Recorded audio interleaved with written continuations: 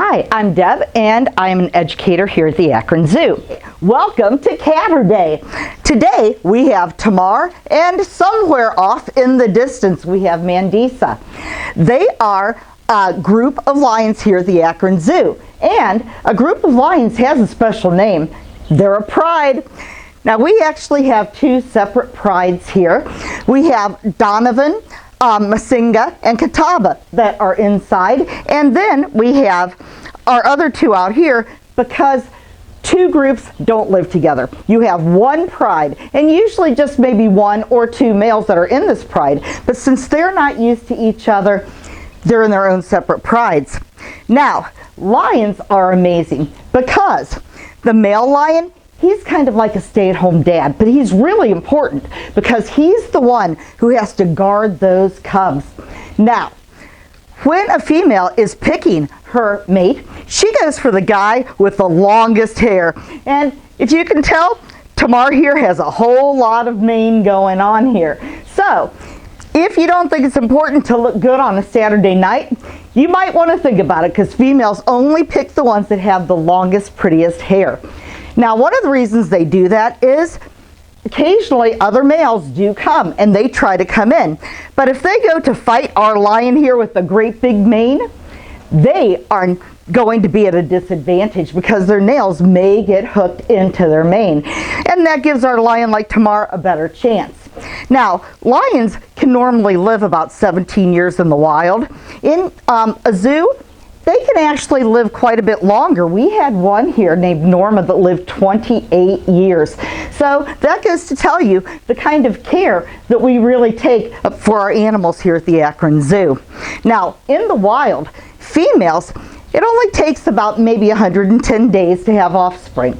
And they usually have 2 or 3, but they can have up to 5. They usually go to tall grasses or rock outcroppings because they want to put their baby somewhere that they can hide it a little bit. And they'll go back and they'll nurse that baby, but in between, they'll go out to hunt. Now, what's really important is the females are girlfriends. They actually stay together and they take care of each other's babies. So if a baby is hungry and mom's out hunting, another female will come by and feed it. And if that other female should get hurt somewhere, the other females will take it under their wing and take care of it as their own. Now, when they're about 6 months old, the cubs will follow mom back to the pride, and that's when they start eating meat. Now, it may not seem fair, but during the hunt, it's usually the females that hunt, and they hunt at night because all lions need to conserve their energy. They sleep about 20 hours a day, and that way they have lots of energy at night to go out and hunt. Now, females can run up to 35 miles per hour, and they can leap up to 35 feet. Now, when they do make a kill, what they do is they'll roar, and a male can hear them up to 5 miles away. The male comes in, he eats first. I know it's not fair, but then the females eat, and then the cubs scramble to get anything that they possibly can because that teaches them at an early age how to hunt. And quite honestly, they need all the help that they can get out there in the wild because there's only about 40,000 lions left right now. The majority used to be hunting, but now basically a lot of it has to do with farming and with building. However, in some parts of Africa, they do have buildings called bomas, and those are built by nomadic farmers who actually put kind of thorny branches all the way around, and that can help keep the lions out and keep their livestock safe. So it's a win-win situation. This is a skull. This lion actually lived here, and we took very, very good care of it. Now, you can see from the teeth, these are all sharp teeth. Now, if you're an animal with sharp teeth, all you're going to do is eat meat. So that makes you a carnivore. And also you can see where dental work was done because, like I said, our veterinarians take excellent care of our animals, and so do our animal keepers.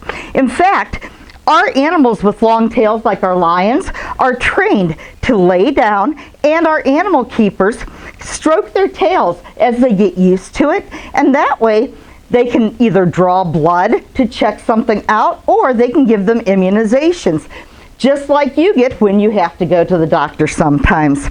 So they don't get anything like, you know, a sucker, or they don't get any kind of a special sticker, but they may get a really good treat. And so our animal keepers keep a very good relationship with them. Now, another thing our animal keepers do with lions and other animals here, they teach them to do paws up.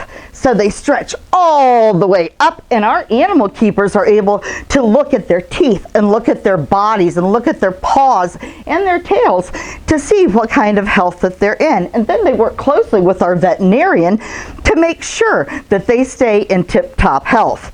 Now also, just to give you an idea of how big a lion's claw is, here we have a cheetah claw, and this is a lion claw. So you can see they really are the kings and queens of the jungle. We are so lucky to see her here. She is so close. We get over 40,000 school children here each year on our field trips that have a chance to come inside here and look at both of our lions up close. And they get to learn a lot about them. For instance, these two, the females, are usually a little bit smaller. Tamara's about 400 pounds. Mandisa is about 380. But they're sleek also, and they've got a great diet. Now, in the wild, they feast or famine. Basically, they eat as much as they possibly can find. If a lion were to eat every single day on a regular basis in the jungle, he'd eat about 11 to 15 pounds of food each day.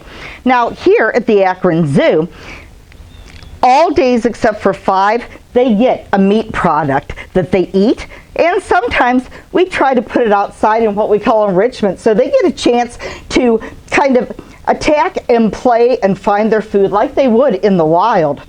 Now, on one day a week, they actually get, it's a meat day, so they might have a thawed out frozen rabbit or beef liver, but on the other day, one day of the week, they all get bones, usually cow femurs, that they get to eat, because not only does it give them something to play with, but it helps clean their teeth. Because, like you, well, they can't use a toothbrush every night. So those bones really help to get in there and clean them up. Now, Tamar here is 14 years old. Mandisa is 11. Donovan is 4 years old, and Masinga and Kataba are 5 years old, and they're sisters.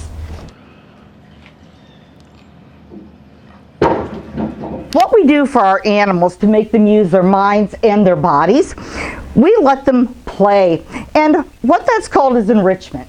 Now, we do that because it gives our animals the opportunity to move around just like they normally would, but to pounce a little bit and to have fun at it. Now, Tamar here, he really, really loves a big barrel. That's like, you know, his blankie.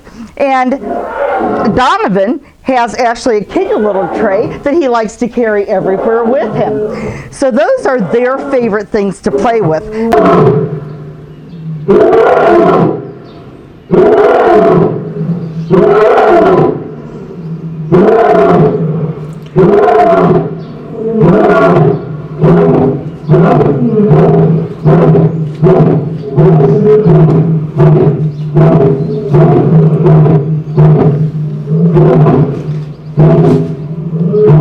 Now, they really like to talk to each other, and since they can't say words, this is their way of talking, and boy, is he doing a lot of talking today. Our lions here at the zoo really love to roar, and I've heard from people even in downtown Akron that they can hear them roar all the way down there. So, can I hear your roar? Come on, I challenge you. Let's hear how loud you can roar.